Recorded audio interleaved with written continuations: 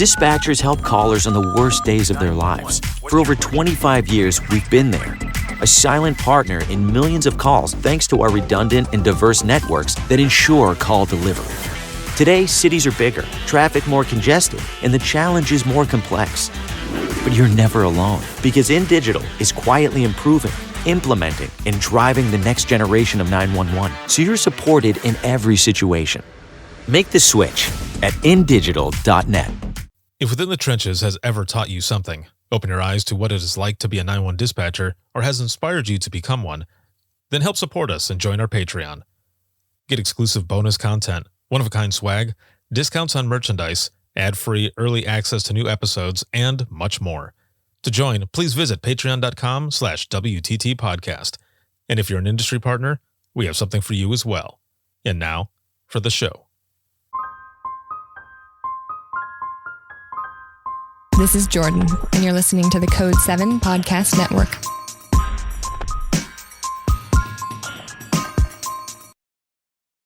Warning. This episode contains the 3 A's of podcasting: adult content, adult language, and awesomeness. You've been warned. So there has been an ongoing discussion within our county with, unfortunately, dispatch has become the centerpiece of this discussion. Over the course of the last few months, there have been public meetings carrying on this discussion. And unfortunately, in the February 4th meeting, it took a turn into some, personal attacks and disparaging words that were shared in the public forum, obviously devaluing not just what my team does, but what 911 professionals everywhere do, our entire profession. And so when the comments were made that were in the statement you just read, someone got up and in the public hearing stated, it's not rocket science. I love my dispatchers, but it's not hard. And that was a real hit, right, to my team who's sitting there listening to it. And then, of course, everybody's hearing about it. They're watching this hearing from the comm center. And then we had to return right after the meeting.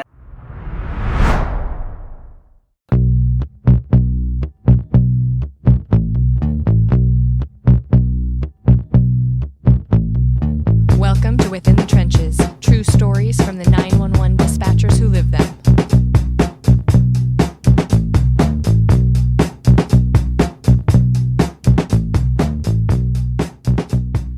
What's going on? This is Ricardo with the Code 7 Podcast Network, and this is going to be Within the Trenches, true stories from the 911 dispatchers who live them. This episode is sponsored by InDigital, a leader in next-gen core services, and a big shout-out, as always, to subscribers of the podcast. Thank you so very much for everything, and all of you, especially who are watching, listening, supporting, and sharing.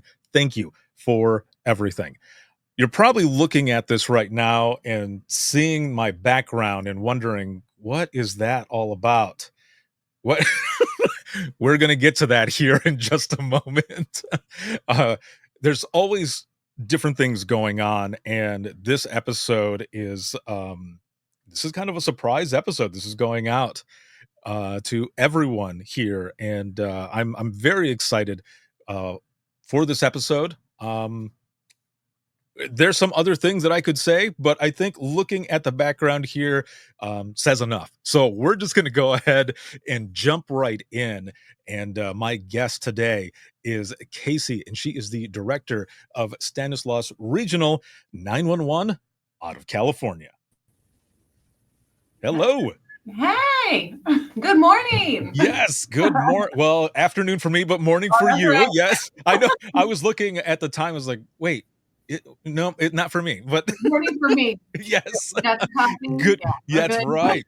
Good morning to you. It is good to have you on. I'm excited to have you here and learn more about you, but also talk about some things that have happened recently that will kind of explain this background and also your shirt that I love very much so. And I am going to be purchasing one of my own as well. We'll talk about those shirts here in a little bit too, but I want to go ahead and just jump right in because there's a lot for us to cover today. Sure. But what I want to start with is your story. So you've got about 17 years in public safety, correct? Yes, yes, that's correct. 17 years. I kind of got into public safety by accident. I used to work for a relay center for the deaf, hard of hearing, and speech disabled. Unfortunately, they were closing down, and I attended a what do you call that? The job fair Yeah. locally. Uh, I'm like, what do you call those things? Job fairs. And I ran into AMR and they said, hey, we dispatch ambulances. And in my mind, having no experience in the space, in my young mind, I thought, oh, okay, so I just put an ambulance on a call and they go. And much to my surprise, at the end of the first week of the academy, it was a Friday, and they said, next week, we are going to learn how to take 911 calls. And I think I went ghost white. And I raised my little hand and said, do you mean we're actually going to be talking to people on the phone? They said, yes, exactly. So I had to go home and contemplate my life over the weekend. But I came back, I faced my fear, and I started at AMR. And I worked as a call taker for my first couple of years before moving up as a dispatcher. From there, I moved down to San Diego. Shout out to Northcom and Rural Metro. Worked for those two dispatch centers, and then came back home up here to Stanislaus and commuted out to the Bay Area for Alameda County Regional. So also shout out to Alameda. Was there for 9 years before joining Stanislaus.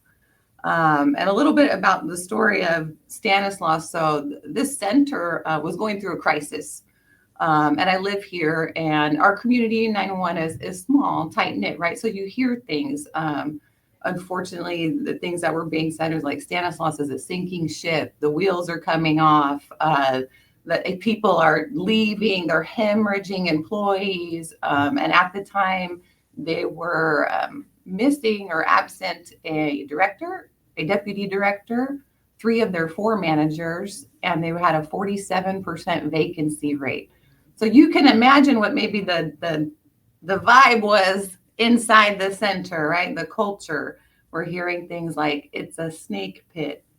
Don't walk through dispatch or you'll get bit, because these guys are going through crisis, right? Right. Yeah. Overworked, and so I thought, well, that sounds like an exciting journey. Let's see if I can join them.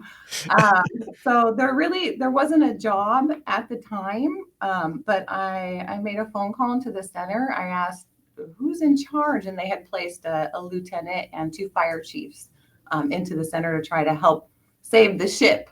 And I just reached out and said, hi, I'm Kasey. Here's what I do. Would you guys like some help? I think I can help.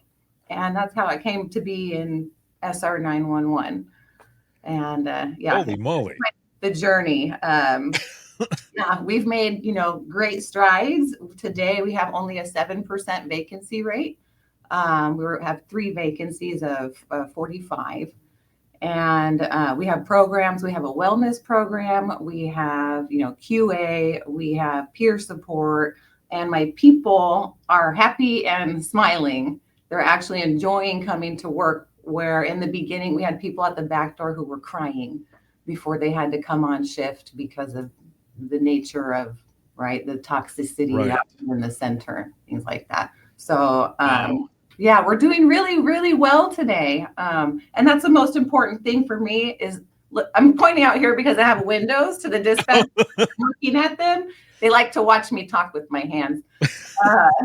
Because I can see them smiling, laughing, and actually having a good time doing this job.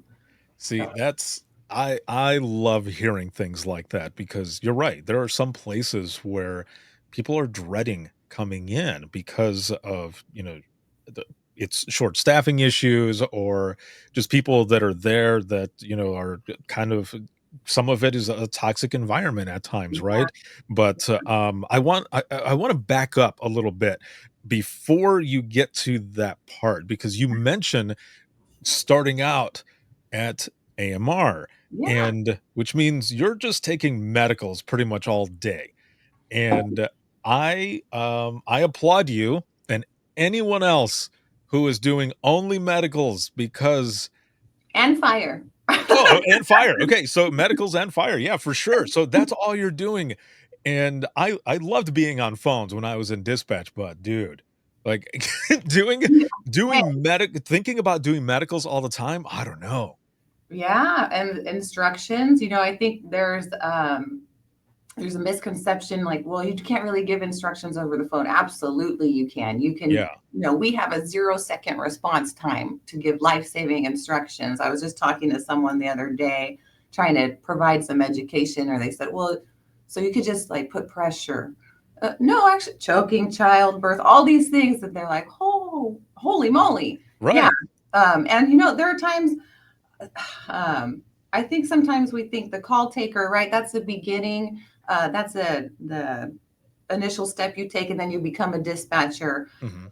I think the call taker's job is one of the hardest jobs because they're just call after call after call, right? And Right.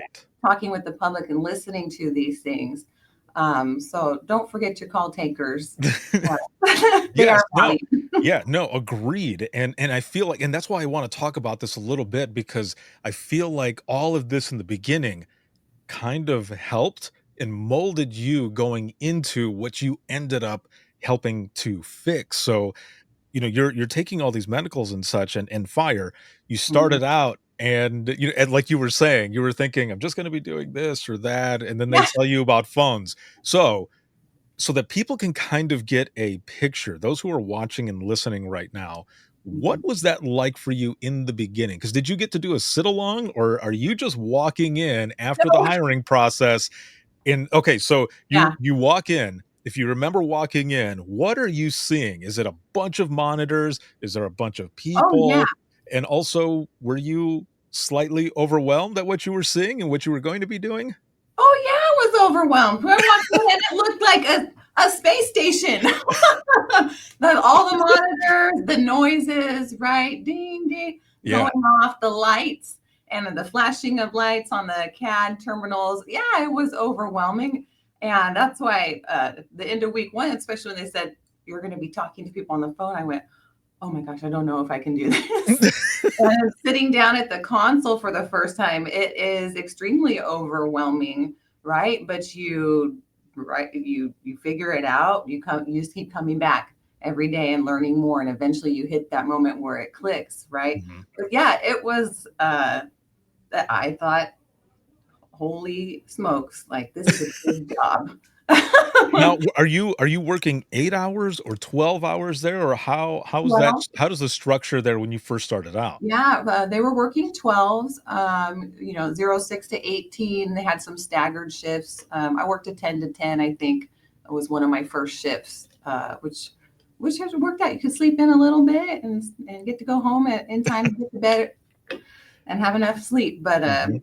yeah, everybody was on 12s, and they worked a rotating every other weekend. You would have a 3-day weekend. So they would rotate their days every week, kind of like that. But yeah, How big of an area were you guys covering? we're 2 counties. Yeah. So Stanislaus County for EMS, and then San Joaquin County, which is our neighbor, for fire and EMS. They had, it's been a long time, so don't quote me, but I think 15 fire agencies Mhm. that they dispatch for, along with all EMS for each county. Oof. Yeah. Yeah. So you're coming in with no experience, right? And you've got all of this that's going on. And I bring this up as well because like I said, it just kind of sets that foundation for what you are going through during that time that ends up and a lot of us go through it, right? You've got this foundation, these early experiences that later on when folks move up or whichever, even Yeah. on the front line, you're able to talk to people about this and say, look, I know what you're going through or you're learning from them, as you're going through this. So, do you remember some of those earlier calls that you took when you first started out? Yeah, yeah, I definitely they stick with me. Of course, what comes to mind first is all the the traumatic calls, right? The bad calls that you take, and especially when you're first off training. So I remember being signed off on training. My trainer said, "Okay, I'm going to sign you off, and I'm going home early." So I don't know if I got signed off because they could go home early. Right. But I remember he unplugged, and I looked back at him. The phone rang, and I picked up a CPR. And then he could tell by asking the questions, "Oh, she's got a CPR, like first call." And I looked back at him, like, and paused, like, "What am I going to do?" And he looks at me, he goes, "Do you got it?" And I just went, "Yeah, I got it." And I turned back around and I took the call. And that was my very first call. And it also gave me the confidence to say, "Okay, I can do this. I just took a CPR call, literally being unplugged 2 seconds ago." So that was a call that stuck with me. And definitely, the bad calls, which I don't want to go into today. I'm going to try to keep it positive. Yeah, of course. Everybody knows, right? It holds on to those bad calls. But yeah, those it seems like it happens all the time. The moment that you are let go on your own, yours literally, the moment after you're signed off and you're on your own, something happens. It's like a, welcome to dispatch. And for some folks, like for me, it was a pretty heavy one that happened. And I describe it now as if dispatch was a gang, I was getting beat in. That was unfortunately, I think, what do we call the old school, training style to kind of beat you in, Right. Jump you in. Yeah. And then there's those calls that sneak up on you. So I think it took about 2 years for me to actually start feeling like comfortable, right, in dispatch, comfortable in the profession. And another call that sticks with me, right? You're comfortable enough. I'm sitting there. It's the morning shift is coming in. We got to get coffee. Who wants Starbucks? We're doing this. I'm on a call and I mute and I'm giving my order. I want a latte, whatever. And all of a sudden, I had just asked what happened. This guy goes, "Well, he fell off a fence." And as I'm giving my order, I hear, "I can't find his head." And it sucked me back into the call. And "What do you mean you cannot find his head?" Right. What have I got going on here? Yeah. And he's like, "Well, I was looking. I think I found an arm. I think I might have found a leg, but I can't find his head." And I'm still going, "What do you mean? Like he fell off a fence? How did he came apart? I don't know." Turns out the patient had fallen into a pile of leaves, and the guy was searching through the leaves and was uncovering him and telling me like, "Oh, I found his leg. Oh, I found his arm. Okay, now I found his head.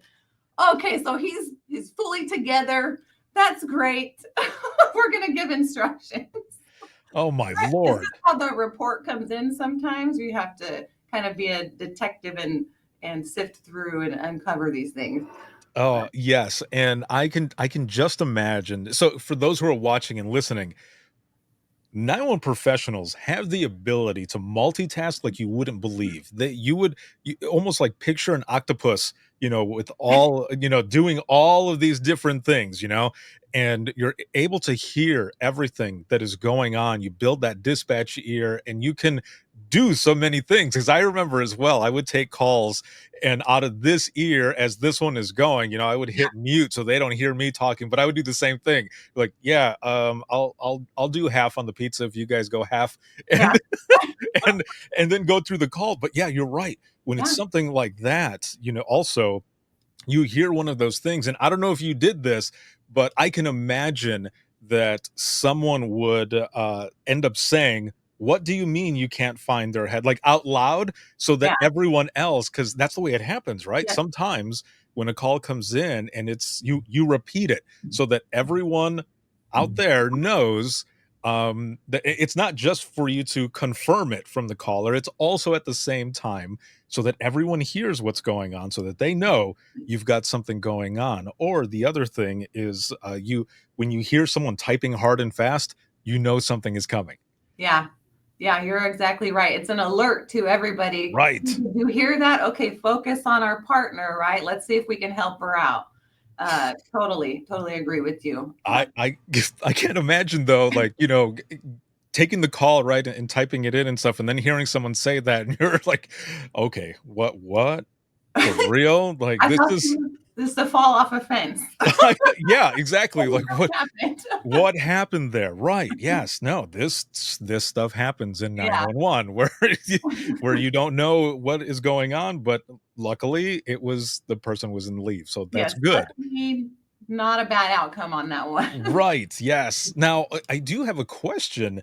If if you remember, during that time when you first started out, do you remember kind of what the culture was like during that time? And the reason I say this as well is because it seems like maybe 2016 on has been more when culture really started to come into play. Like, it started out and then it started to build and build and build and build, and now people are talking about culture all the time. But the same, like with my dispatch center, there wasn't a lot of talk about like culture and how you're doing things and making people rather feel welcome or recognized or something like that. So do you remember kind of how the culture was during that time? Oh, yeah. Oh. Yes. Oh, yeah. It was 2008. Hmm. And this center had just expanded because they took on fire and other agencies. And so some of the staff that had been there during that transition, they were just handed a headset and it was like, go figure it out, right? That was their training. And so you're right, there wasn't much talk about culture. And so it was still this mentality that, hey, you're the new guy, you sit down, you don't speak, and even you don't have a name until you're off training.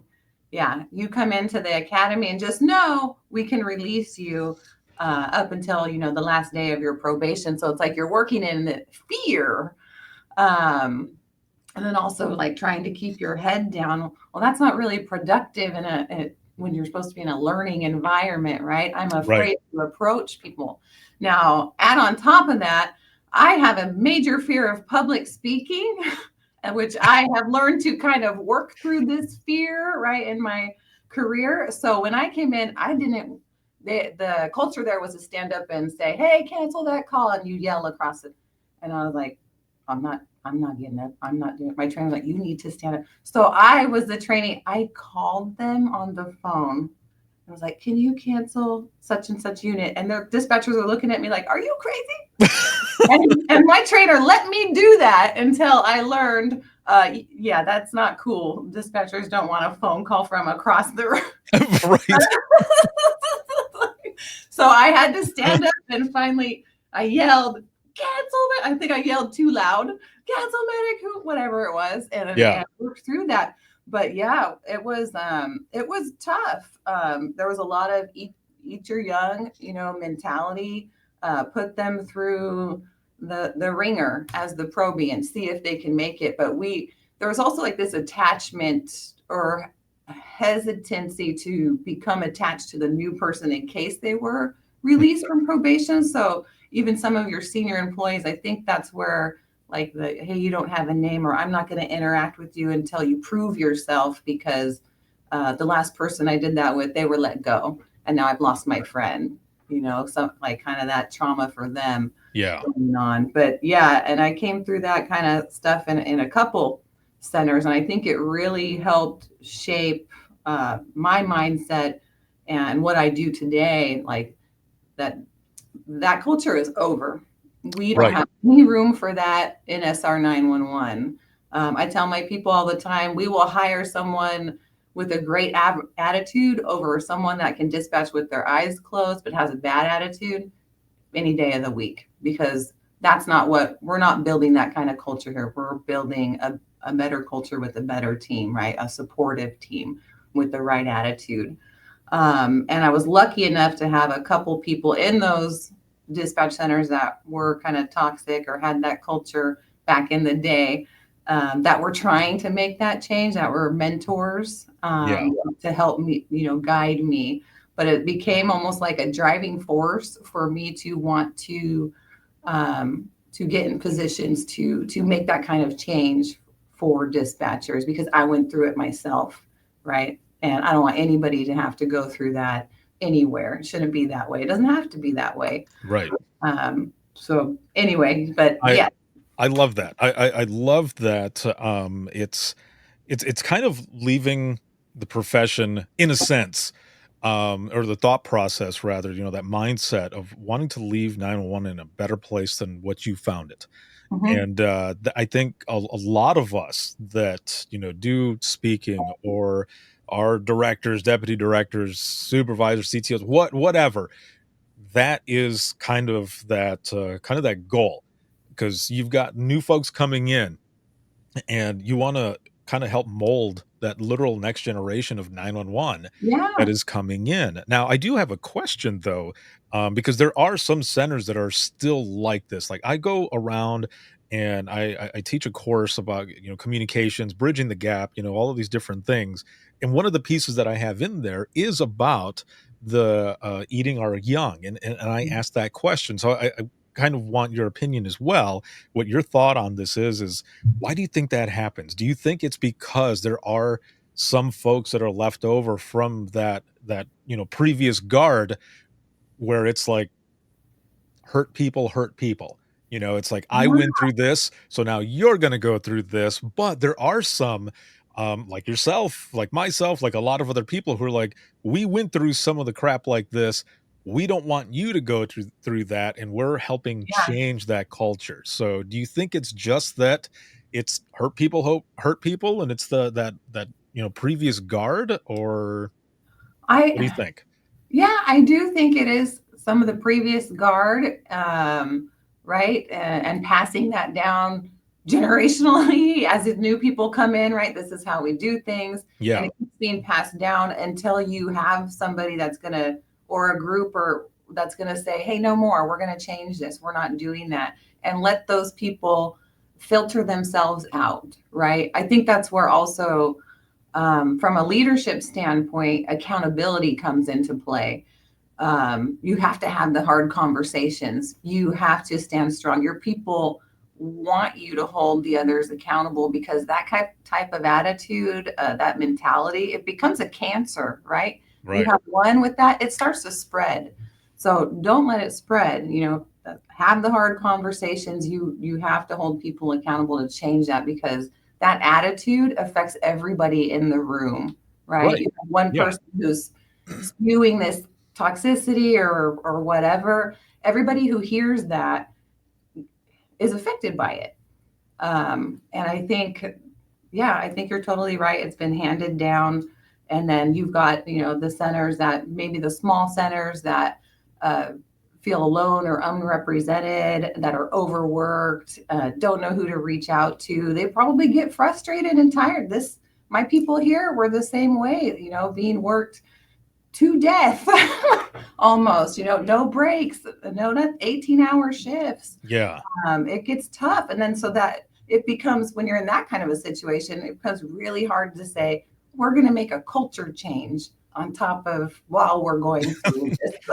Right, yeah, yeah, Yeah. no, you're exactly correct, and, I love how you mentioned about how there are some folks, just the attitude alone of some people that are, like you said, eventually kind of become kind of a cancer or a toxic, piece of the center that just continues to bring it down. And I've mentioned to people, I'm like, cliques are the same way. Uh, Like, you've got little cliques, in centers and stuff, and it sucks. And I've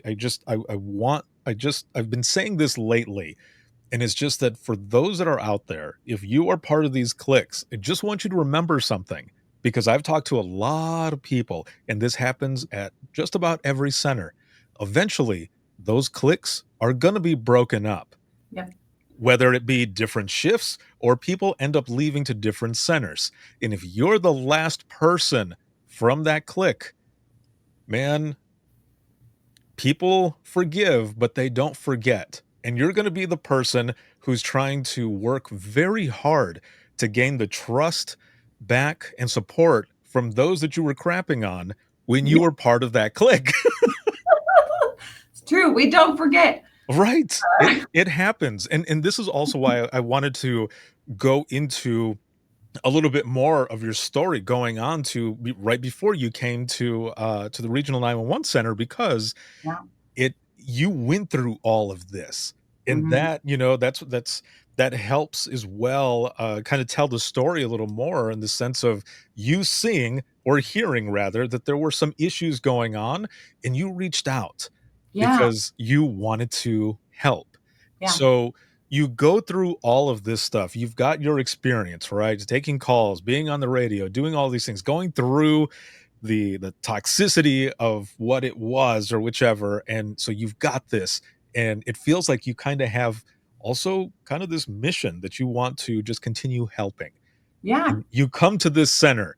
Now, you come in and you kind of gave an overview already, but was it like right off the bat when you come in and they're like, here you go. Now it's your turn. Let's see what you can do with it. And now you're trying to figure out how to work all of this. The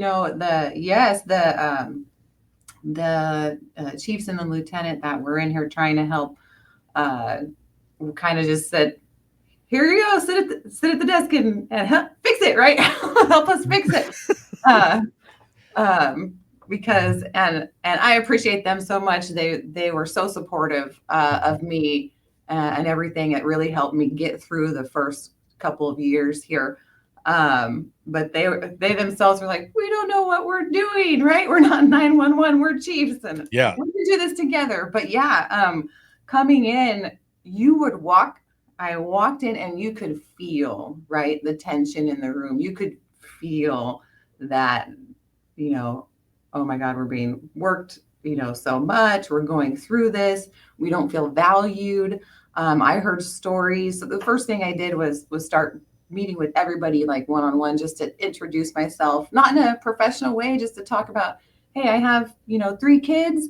What do you do for fun? And story after story repeated that they had seen kind of this revolving door and leadership here, that no one really stayed for a long period of time. One dispatcher who has been here 20 something years said, I've never been in the director's office. I've never talked one-on-one with the director. And it was shocking to me, because walking in, I'm going, all right, we're going to need culture change. They're going to need supported. I feel for them. I've been through that. It's tough. I want to come in and help. And yeah, I got mean girl too, in the beginning. Mhm. Yeah. With during Christmas, where I got some stocking stuffers returned, but yeah. And you felt that, but it's just being persistent. And every day I come in, one of the small things I do is I make sure that when I come in, I'm walking in through the door that goes through the dispatch floor. So even if my day gets out of hand, I'm on back-to-back meetings, right? I know I'm not going to get out there to spend some quality time with them. I have that moment where I walk in the door and it's good morning to everybody as I'm walking through. And if somebody wants to talk to me or ask me a question, I stop and I'll have that conversation first thing in the morning and talk with them, but just be there with them, or in the trenches with them, if Yeah. you will, right? And so they see me, they hear me, and they know that, I'm with them and I have their back no matter what. I think that's missing in some places where you have people that are, or like they mentioned, this revolving door, the person that's coming in just to punch the clock. If you're coming in just to punch the clock, you might be part of the problem, right? We need to get out there in front of our people and let them know that they're valued and that you got their back. And I think that building that relationship is really what's helped turn things around, and also giving them listening, right? Listening to what they need and then taking action on it. We did a lot of that. And a lot of that in the beginning was small stuff. Can we get water?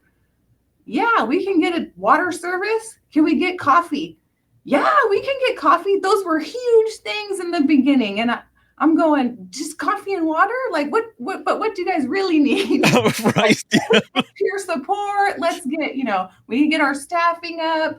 We need to get formal training, QA, all these things, right? How can I really help you? But that was telling me at that time, like, wow, if they're just like, this is a huge thing for them, these guys really need some attention, Yeah. and it was like they had been in this silo of just SR 911, and not been aware of the larger community out there in the 911 community that could support them. And so all of this stuff in the last couple of weeks that have transpired has been really, really amazing for them. But yeah, it's been a tough road, but like I said, we're in a good, really, really good place right now. How long ago was it that you started there and started working on all of this that you just mentioned right now? Yeah, so I was hired in September of 22 Mhm. as a deputy director. They had an interim chief was the interim executive director. 6 months in, they put me in as interim director, and then just this past June, April or June, I interviewed and was put in a permanent executive director. So it's what's that? Couple years. Yeah. So we've made all this change in just a couple years. We've got we had a really good leadership team. We have the managers. Our 3 managers are amazing. We just hired a new deputy director who has a ton of experience, the right attitude, and the common theme among everybody that's in our leadership team is we're here for our people, right? It's not about ego. It's not about title. We have conversations. We have monthly meetings where I tell them, hey, there's no titles here. It's just all of us talking. We're all brainstorming. How can we help the center? And to be honest with you, I give it back to them. They have created, their wellness program. It has nonprofit status right now. They have created their peer support team. They have taken off with their training program. I'm introducing QA, which people are kind of like hesitant, and we haven't really had, oh my gosh, they're going to listen to my calls. Yeah. But really, they have done it all. I just let them run with it. I just, Wow. yeah. That is a lot to happen in just what, 2.5 years, 2.5, 3 years there. Yeah. Coming in, seeing what's going on, going through those growing pains, but those hard moments of, and I'm sure there's probably folks, and I don't know this, I'm just, speculating. This is just my opinion. I feel like with all of the BS probably that they were dealing with, and then you coming in and being like, let's change this, let's do this. Some of them might have been hesitant, like, yeah, sure. Like, yeah, right. Like, sure, you're going to come in here and we're going to do this. Oh, rah, rah, whatever. You don't know the people who have come in here before. And so there's that slow build of people finally being like, you know what? She's legit. Like, she really wants to. Yeah. And I think what helps as well is that you come from where they come from. Because Yeah. I think it probably would have been a bit harder for, if it was someone from law enforcement or someone from not even in public safety Yeah. to come in to try to run things. So you've gone through this whole time. And just to hear that people had never like been in the office or spoken to some others or whatever, or you kind of giving them the rein to, hey, let's make this, make it your own, in a sense, right? But the center, Yeah. and really build it. Like, let's really make some change. And I can only imagine that having that, those options now, and probably learning about what's on the outside in the sense of, different organizations, Yeah. people that help support them or whichever, was a huge eye opener, and also kind of put in that pride again, like holding their head up high, like, what we Yeah. do is important. Yep. Yep. We have a complete revamp. They even came up with their own a new mission statement, vision, and values. I don't have the shirt on today, but it's elevate. Nice. Like Elevate that. SR 911. When I walked in, And no offense to anybody that likes this statement, but the vital link, statement was up on the wall. And I said, how does this make you guys feel? They're like, oh, not really good. I said, do you feel like a telephone line? Like you're just like a link? And they're like, yeah, we don't like that. And so again, they came up with all of that. I always say it's their ship to sail, sink or sail. It's up to you guys. You own it. This is your dispatch center. It's not mine, right? I didn't come up with the values. It's not me standing up here saying these shall be your values. Right. These are made by you for you. And so I think that's a big part of it. I love that they have really embraced all of that, and there's been so much change, and change is good. Like nobody likes change, right? Yeah. Especially when things have been a certain way or whichever, but change can be good. Now, with change, with progress, there are always going to be trolls. There's always going to be people that are out there who are like, what you do is this or that, or whichever, and that kind of brings you down a little bit, and that always sucks. And so I want to kind of transition into something that has happened recently, which kind of explains my background a little bit, as well as your awesome shirt there. And so there was a public hearing. There was something that happened on the 4th of this month, on February 4th, 2025. And there was also some words that were said in a 911 industry podcast. And that happened like a day or two after this public hearing, which is weird how this kind of stacked up. But then on February 18th, just a few days ago, today's the 21st, just a few days ago, there was a statement that was put out by the NENA chapter of California, or Cal NENA, as they're known. And I want to read this really quick and then kind of get your side of this, like what exactly happened. So I'm going to go ahead and read this. This is for those who are watching and listening. This is all over social media. So this was a public statement. This isn't something that I'm like, surprise. It's all over the place already. So I just wanted to read this so that for anyone who's watching and listening who may not know exactly what is going on or what we're talking about, they'll have some information here. So it says, Cal NENA is the voice of over 8,000 public safety dispatchers at both the state and local level, including those with law enforcement, fire EMS, and other public safety operations. We answer over 27 million 911 calls annually, and we are dedicated to making 911 and public safety communications work better. We measure our success in the lives that are saved by the 911 system every day. Recently, disparaging comments have been made in public hearings and industry podcasts that undermine our profession and the hardworking dispatchers of our state. At a public hearing, a sworn officer and former 911 professional remarked that our profession is not rocket science, adding, "I love my dispatchers, but it's not that hard." Similarly, on an industry podcast, noting that the opinion would be unpopular, a former dispatcher and industry employee stated that because dispatchers are not in the field responding to calls, they do not deserve safety retirement. The Cal NENA board unanimously agreed that these comments are unacceptable and warrant a response. Public safety dispatchers are highly trained professionals.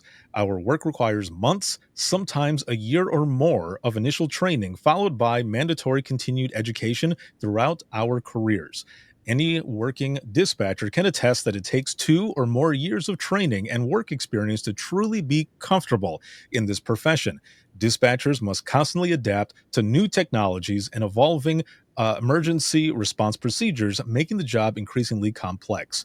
We are the voice of calm in chaos, or chaotic, rather, situations, reassuring and assisting callers, providing life-saving instructions, gathering information, and keeping field responders safe through constant monitoring and communication.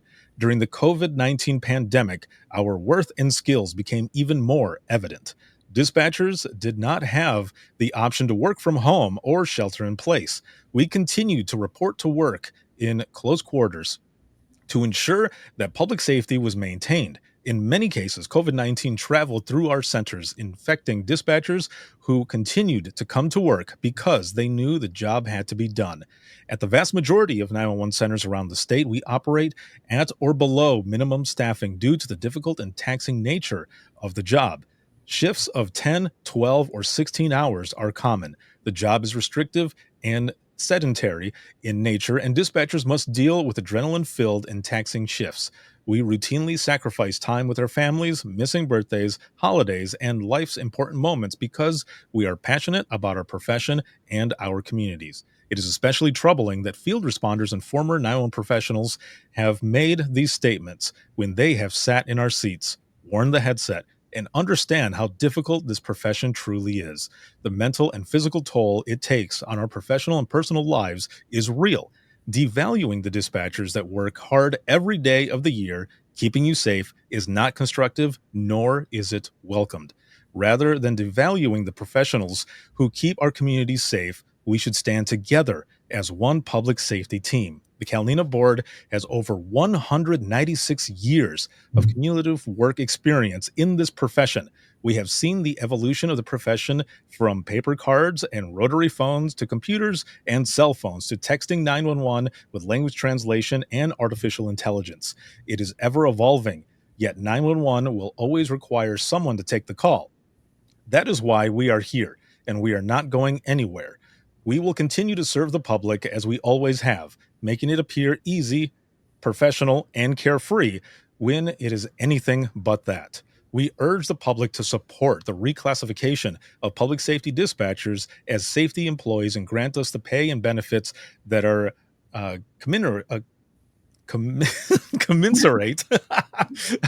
I read half of the word and then got it with the level of the responsibility and stress that we are tasked with. Every day we plug our headsets in and answer calls. 911, what is the address of your emergency? We continue to encourage each agency to update their job descriptions to include the current duties of the telecommunicators in your department. Having up-to-date job descriptions will play a pivotal role in our fight to be reclassified nationwide. As we plan this year's 911 Goes to Sacramento event, where we educate legislators on what the job behind the headset truly looks like, we ask for our colleagues and vendor partners' continued support in our efforts and appreciate those who have stood by us in this fight. Finally, we are sending a shout out to our rocket scientist colleagues at Stanislaus Regional 911 and any agency who's affected by the downplay of our profession. Keep your heads held high and know that we are with you every step of the way. Sincerely, your Calnina Board, rocket scientists and supporters for a combined 196 years. Whoa! Oh, yeah. That's it. Mic drop. Yes, yes, tons of mic drops. Yes, right there. When I read that, and in my mind, I read that word right the first time.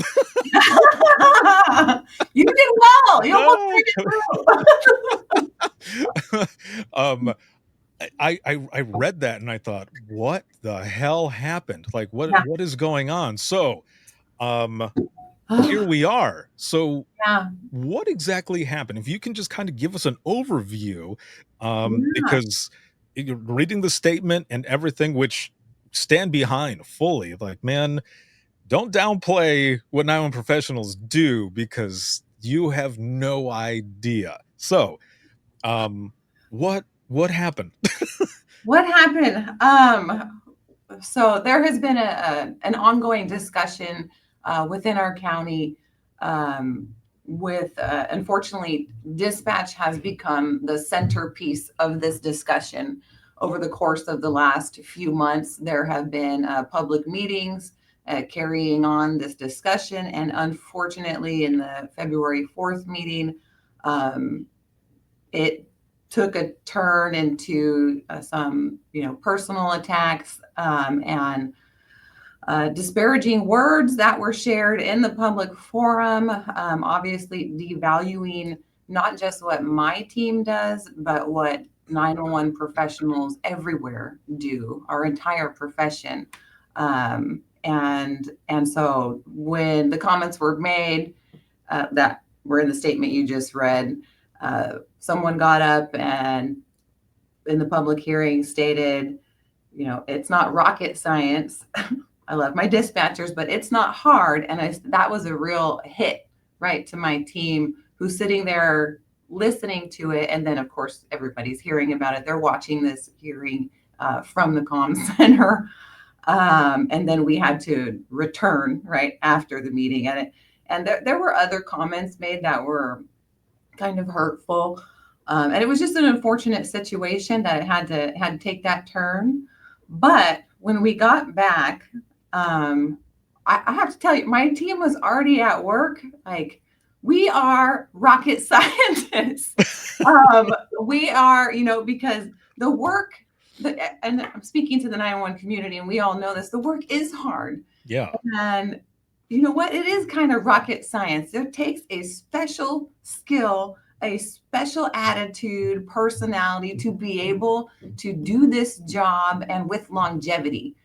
And for anyone to try to downplay that, especially in the public, that's just wrong. So instead of, taking that and turning it negative, we decided to take that, spin it into a positive, and use it as a platform to bring the 911 community together to advocate, right, for reclassification, and also as a platform to bridge the gap and provide some education on what it does actually take to be a 911 professional. And so that same day, my team was at work. All of a sudden, we have T-shirts. We are rocket scientists. There's an equation on my window that someone drew a rocket science equation they found on the internet. Yesterday we had other county departments just reaching out within our county saying, hey, we saw what happened. Are you guys okay? Keep going. You do a great job.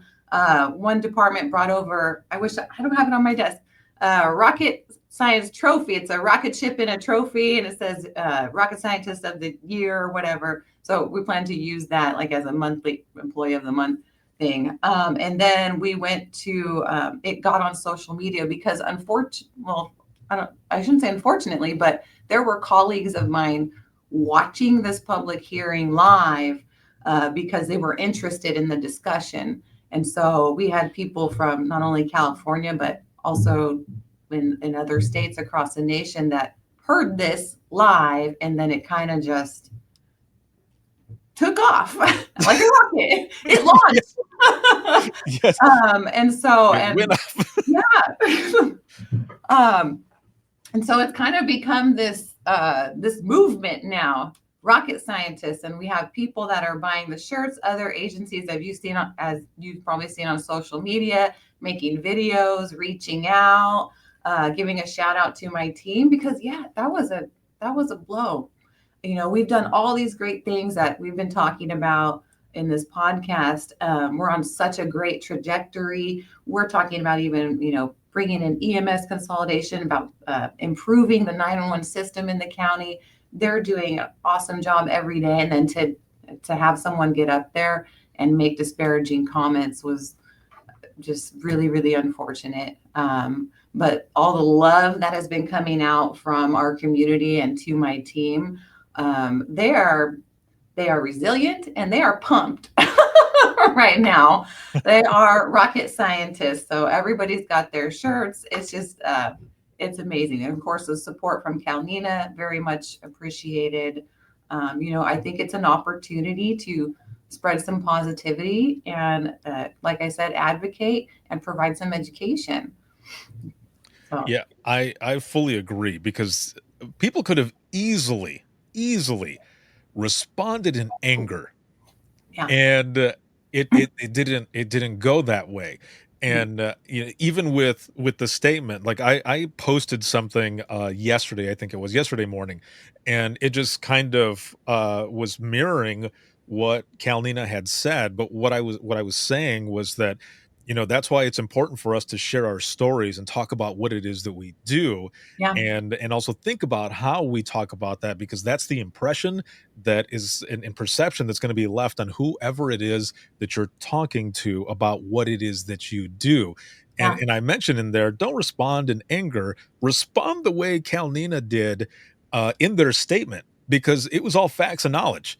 Yeah. That is the best way to do it, and helping people understand through that, and also through storytelling, the power of storytelling, like all of it. That's why it was so important to have you come on and have conversations like this too, because you went down the timeline of your story, things that you dealt with, things in that culture that was kind of fueled you as well to want to make things different. And then you come to this center, and within 2 years or so, you guys really changed. You went through things, you changed stuff, Yeah. and then you get kind of hit with this, which also kind of sucks too, because it's a public hearing. So if people Yeah. can watch it anywhere, then that impression of the words that people said is now in the public too. Like, oh, well, maybe this isn't, a hard thing, or whatever, if they're saying that. So that kind of sucks as well. But the fact that you guys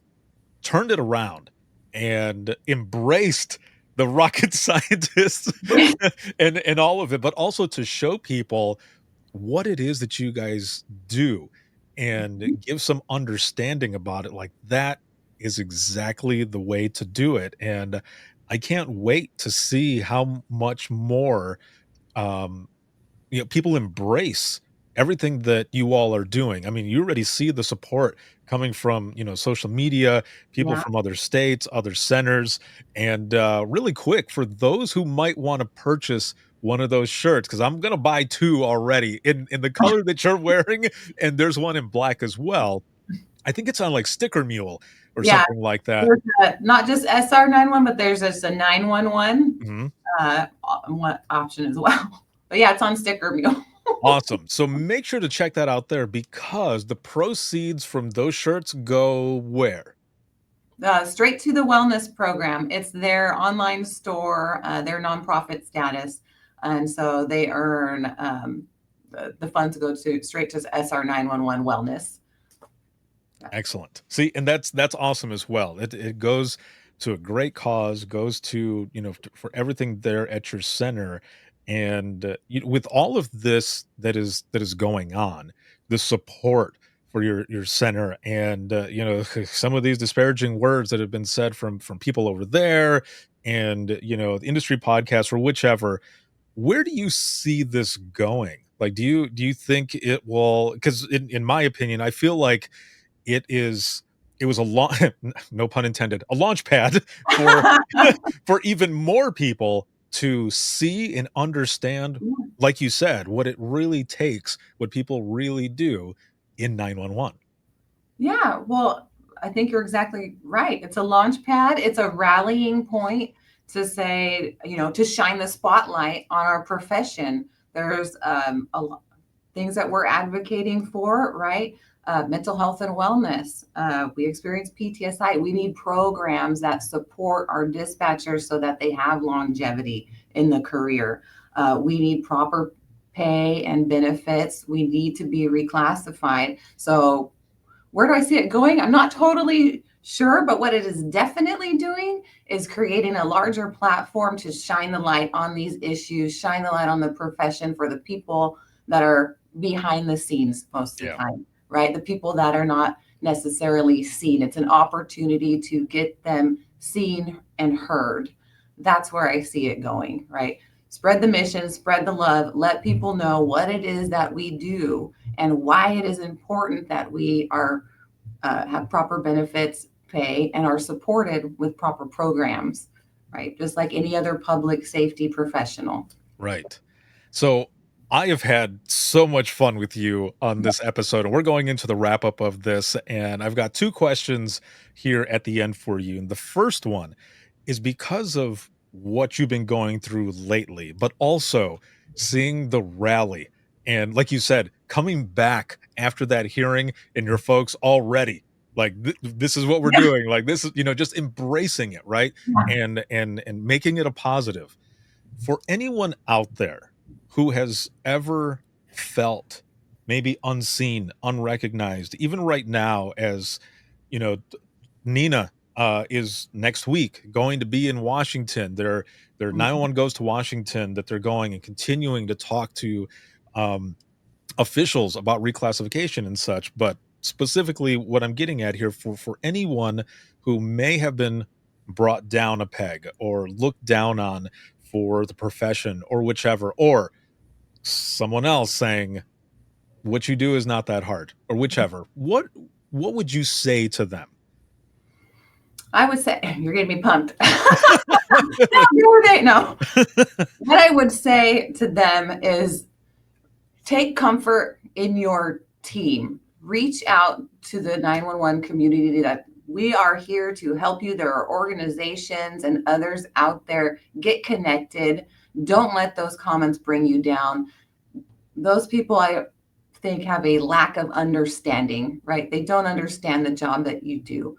And so they make these comments. It's not reflective of what you are doing every day. Every day you show up, you provide life-saving instructions, you lead people to safety. And I don't know any other profession that can say I have a 0-second response time, and every day I have an opportunity to save someone in 0 seconds flat because I'm there answering the call. Continue to show up. Don't let it get you down. You are seen, you are heard, and you are valued. Perfect.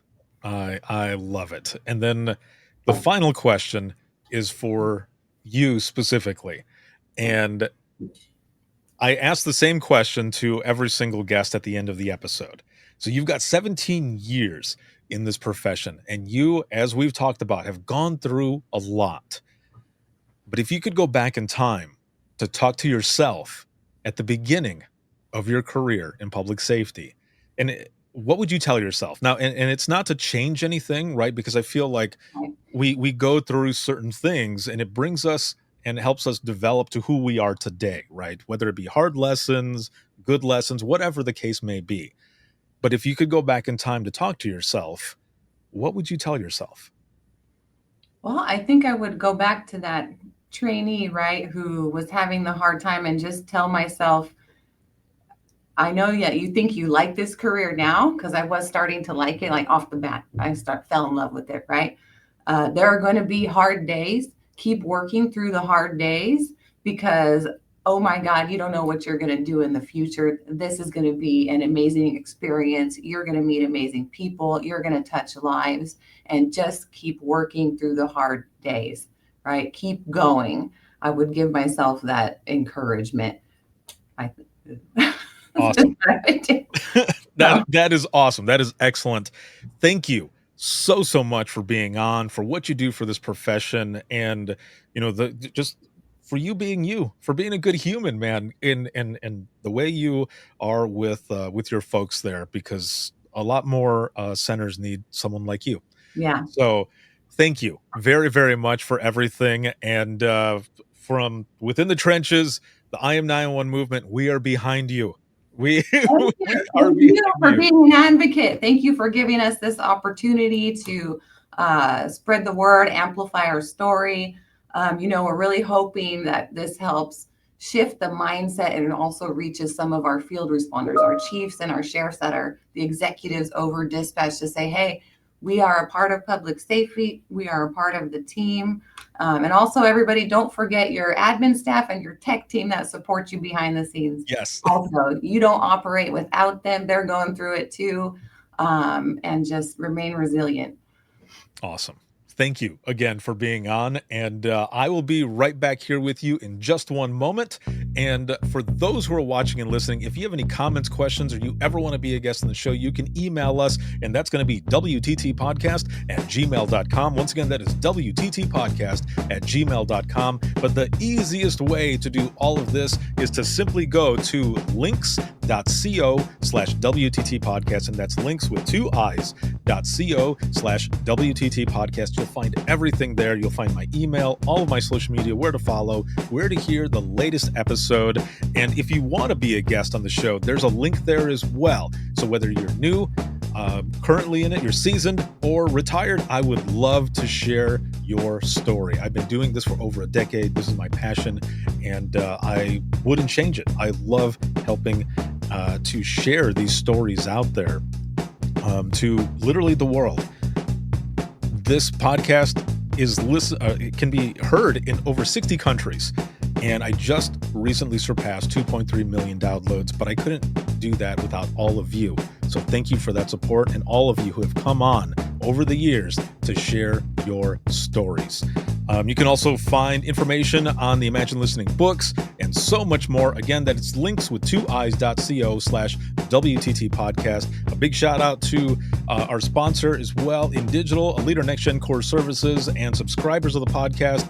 And you can see this on Facebook, YouTube, LinkedIn Live, as well as X. And then there's other clips and everything from all of the shows that you can see as well for Instagram Reels and TikTok. So make sure to check all those out. And you can listen to this 24/7 on Apple Podcasts, iHeartRadio, Spotify, your favorite podcasting app, and withinthetrenches.net. Have a good one, everyone.